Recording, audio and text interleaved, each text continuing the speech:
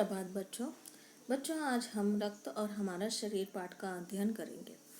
इस पाठ में लेखक ने हमारे शरीर के अंदर रक्त किस तरह से कार्य करता है, उसके निर्माण किस तरह से होता है और उस रक्षा और उसकी कमी से होने वाली बीमारियों की जानकारी दी गई है। इसके जो लेखक है वो है यतीश अग्रवाल। तो आइए हम सबसे पहले यतीश अग्रवाल का जीवन परिचय को जानते हैं। यतीश अग्रवाल जी का जन्म 20 जनवरी 1959 को बरेली उत्तर प्रदेश में हुआ था। इनकी आरंभिक शिक्षा दिल्ली एवं लखनऊ में हुई थी। डॉक्टर अग्रवाल दिल्ली के सफदरजंग अस्पताल में वरिष्ठ चिकित्सक के रूप में कार्यरत हैं। देश में स्वास्थ्य और जनप्रिय आयुर्विज्ञान साहित्य के प्रमुख रचनाकारों में से एक हैं। सन 1980 से उनके स्तंभ और लेखन चिंतन देश के प्रमुख राष्ट्रीय हिंदी, अंग्रेजी दैनिकों और पत्र पत्रिकाओं में नियमित रूप से प्रकाशित होते आ रहे हैं।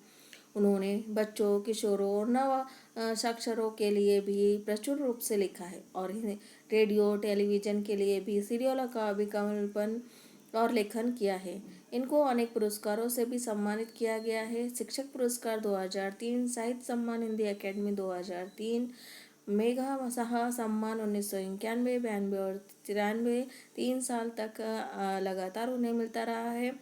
स्वास्थ्य मंत्रालय के राष्ट्रीय पुरस्कार से भी उन्हें अलंकृत किया गया है। बच्चों, यह तो था यतीश अग्रवाल जी का जीवन परिचय। अब आइए उनके द्वारा लिखित रक्त और हमारा शरीर निबंध का हम अध्ययन करते हैं। दिव्या अनिल की छोटी बहन है। या तो वह शुरू से ही कमजोर है, लेकिन इधर कुछ दिनों से उसे हर समय थकान महसूस होती रहती है। मन किसी भी काम में नहीं लगता। भूख भी पहले से कम हो गई है। अस्पताल में उसे डॉक्टर ने देखा तो कहा दिव्या के शरीर में रक्त की कमी हो गई है। डॉक्टर ने अनिल और दिव्या को रक्त की जांच के लिए भेज दिया। अनिल ने डॉक्टर दीदी से कहा दिव्या को खून की जांच के लिए डॉक्टर ने आपके पास भेजा है।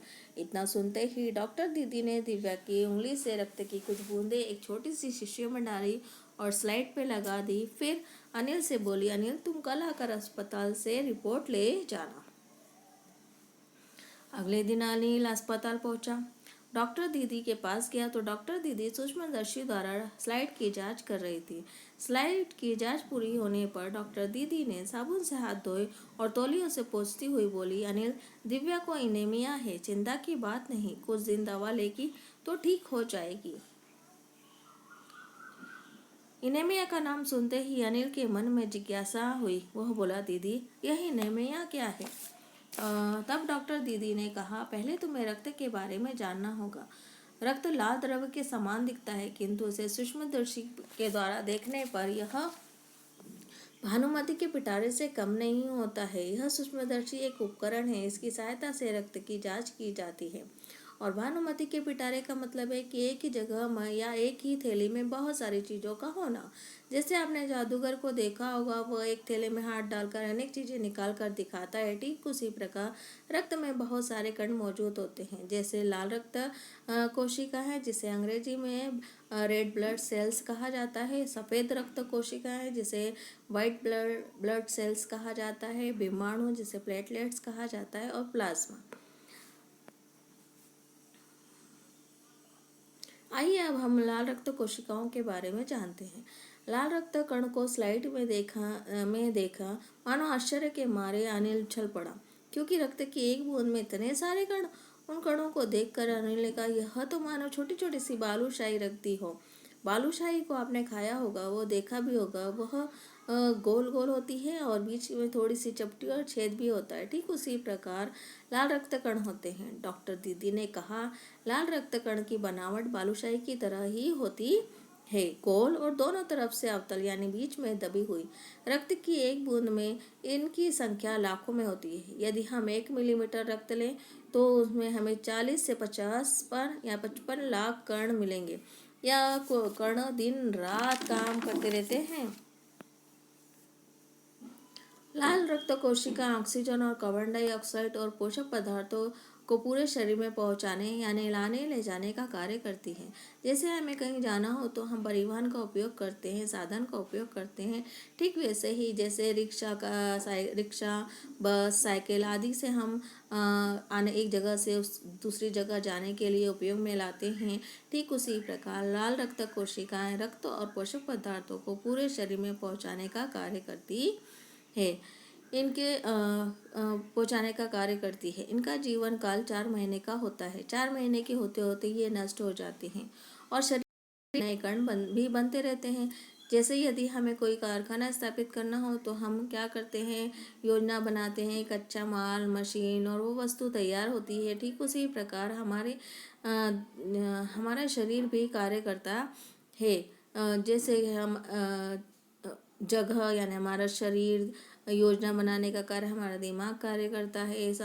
कच्चा माल यानी हमारा संतुलित आहार जो हम खाते हैं वो, और मशीन हमारे शरीर की हड्डियों के बीच में स्थित मज्जा भाग जो है वो रक्त कणों का निर्माण करता है।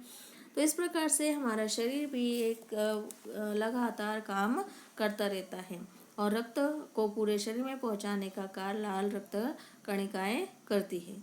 जब 4 महीने हो जाते हैं तो वो लाल रक्त कणिकाएं नष्ट हो जाती है और उनकी जगह पर नए कण जो हैं वो ले लेते हैं। जो नष्ट हुए कणों का स्थान ले लेते हैं। इनका निर्माण हड्डियों के बीच के भाग मज्जा में होता है।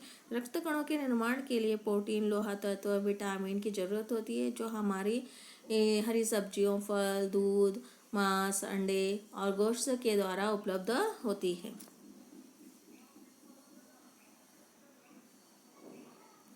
संतुलित आहार। इस चित्र में आपको संतुलित भोजन दिखाया गया है। यह संतुलित भोजन हमारे शरीर के लिए बहुत आवश्यक होता है क्योंकि इसके रस के कारण ही हमारे शरीर का पोषक पदार्थ बनते हैं जो मिलते हैं जो रक्त के निर्माण के लिए आवश्यक होते हैं। इसीलिए हमें हमेशा संतुलित भोजन ही करना चाहिए। जंक फूड जैसे बर्गर, पिज़्ज़ा, कोल्ड ड्रिंक आदि का खाद्य पदार्थों के रूप में उपयोग नहीं करना चाहिए क्योंकि यह हमारे शरीर को पोषक पदार्थ नहीं देते बल्कि हमारे शरीर को नुकसान पहुंचाने का कार्य करते हैं। इसीलिए इनका उपयोग कम से कम करना चाहिए।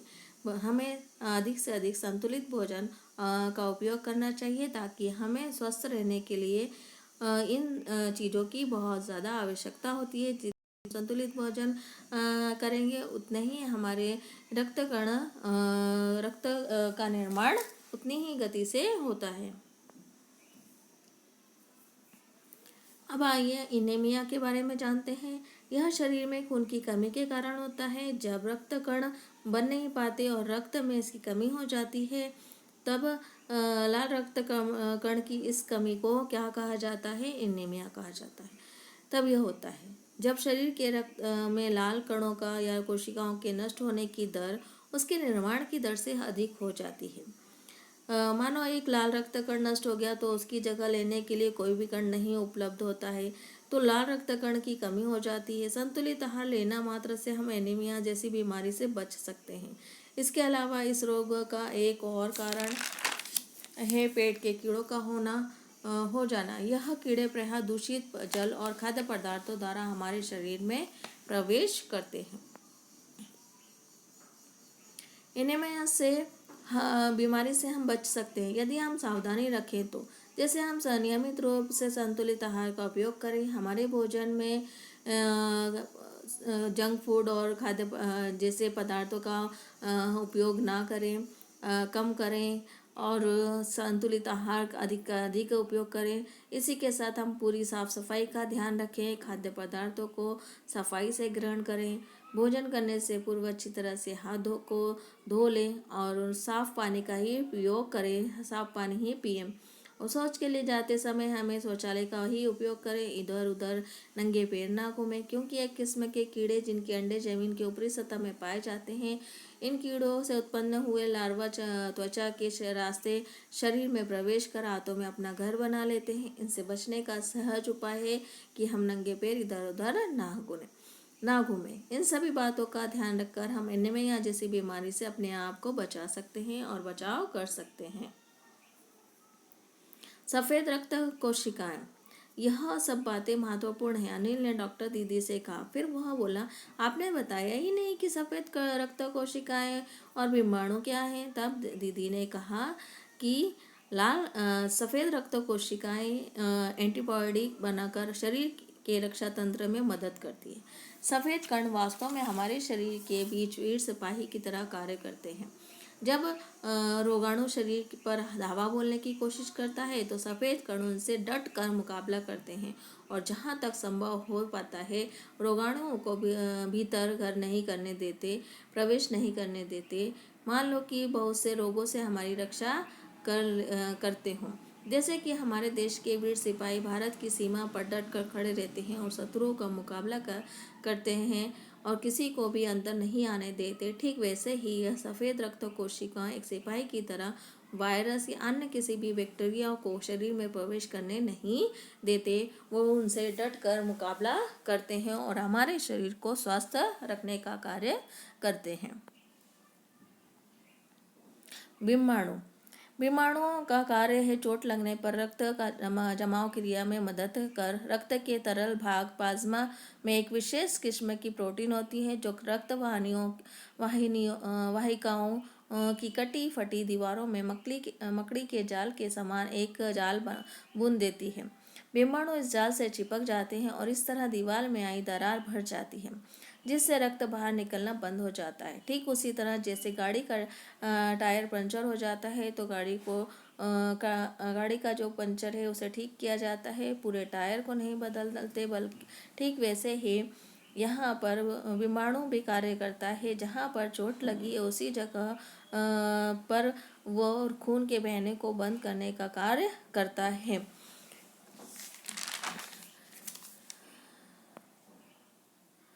रक्त की एक बूंद में लगभग 50 लाख लाल रक्त कण होते हैं। स्वच्छ वायु से प्राप्त ऑक्सीजन को पूरे शरीर में पहुंचाने का काम यह कण करते हैं। इनका जीवन काल लगभग 4 महीने का होता है। सफ़ेद कण हमारे शरीर में वे वीर सिपाही की तरह कार्य करते हैं जो रोगाणु हमारे शरीर में प्रवेश करते हैं और रक्त कण उनसे लड़कर हमारे शरीर को सुरक्षित रखते हैं। विषाणुओं का योगदान भी महत्वपूर्ण है। शरीर में चोट लगने पर रक्त बचाव क्रिया में मदद करने का कार्य विषाणु करता है। ये जो हमने इन तीनों के बारे में अभी परिचय प्राप्त किया है। अब आगे बढ़ते हैं। प्लाज्मा जो है वो अभी हमारे देश में कोरोना वायरस से बचाव के लिए बेजोड़ कोशिश की जा रही है। वैक्सीनेशन अभियान भी भारत में तेजी से चलाया जा रहा है। इसी के साथ साथ अलग अलग पद्धति का उपयोग किया जा रहा है ताकि इस बीमारी से लोगों की जान बचाई जा सके। उन्हीं में से एक है प्लाज्मा थेरेपी। यह आपने बहुत बार सुना होगा, टीवी में, समाचार पत्रों में और सभी जगहों पे। तो यह कोरोना से ठीक हुआ व्यक्ति अगर अपना प्लाज्मा डोनेट करता है तो उससे दूसरा व्यक्ति जो कोरोना की बीमारी से पीड़ित है उसे ठीक किया जा सकता है। तो बच्चों, यह प्लाज्मा है क्या, इसके बारे में हम आज थोड़ा सा जानकारी प्राप्त करते हैं। प्लाज्मा खून में मौजूद तरल पदार्थ होता है। यह पीले रंग का होता है। इसकी मदद से सेल्स और प्रोटीन शरीर के विभिन्न अंगों में खून पहुंचाते हैं। साथ ही वायरस से लड़ने के लिए एंटीबॉडी की आवश्यकता होती है जो प्लाज्मा की सहायता से बनाई जाती है। तो प्लाज्मा जो है वो एंटीबायोटिक बनाने का कार्य करता है और यह है एंटीबायोटिक बनाने की क्रिया जो कोरोना पीड़ित व्यक्ति है उसके शरीर में, क्योंकि वो कोरोना से पीड़ित था और वो ठीक हो गया था, तो उसके शरीर में कोरोना बीमारी से लड़ने के लिए एंटीबॉडी तैयार हो जाती है। और इसी एंटीबॉडी को अगर कुछ दूसरे व्यक्ति जो कोरोना बीमारी से पीड़ित है उसके शरीर में जब ये प्लाज्मा डोनेट किया जाता है तो उसके शरीर में एंटीबायोटिक तैयार होने की जो क्रिया है वो और तेज गति से होने लगती है और जिससे कि वो पीड़ित व्यक्ति भी ठीक हो जाता है। इसीलिए प्लाज्मा डोनेट करने के लिए कहा गया है। तो यह जो कोरोना वायरस से है उसे प्लाज्मा थेरेपी पद्धति के द्वारा भी जो पीड़ित व्यक्ति हैं उन्हें ठीक करने का प्रयास किया जा रहा है। रक्त समूह। कार्ल लेडस्टीनर ने प्रमाणित किया है कि सभी मनुष्य का खून एक तरह का ही होता है। अपनी दुर्लभ खोज के द्वारा यह पता लगाया था कि किसी एक व्यक्ति का खून दूसरे व्यक्ति को नहीं चढ़ाया जा सकता। हर एक व्यक्ति के खून का ग्रुप एक खास किस्म का होता है। रक्त के 4 मुख्य समूह होते हैं, ए बी और ओ। प्रत्येक समूह या तो RH पॉजिटिव होता है या RH नेगेटिव हो सकता है। इसका अर्थ यह है कि कुल मिलाकर 8 मुख्य रक्त समूह होते हैं। जरूरतमंद व्यक्ति के रक्त समूह की जांच के बाद ही उसे उस रक्त समूह का रक्त चढ़ाया जाता है। ब्लड बैंक में सभी प्रकार के रक्त समूह को तैयार रखा जाता है। यहाँ सभी हर छोटे बड़े अस्पताल में इस तरह के बैंक होते हैं। आपात स्थिति में अगर किसी व्यक्ति को रक्त की आवश्यकता होती है तो वह ब्लड बैंक से अपने रक्त समूह का रक्त प्राप्त कर सकता है। रक्तदान, यह तो आपने सभी जान चुके हैं कि सभी अस्पतालों में ब्लड बैंक होती है। इन ब्लड बैंकों में रक्त के भंडार सुरक्षित रखे जाते हैं और इसके साथ ही आवश्यकता पड़ने पर समय समय पर लोगों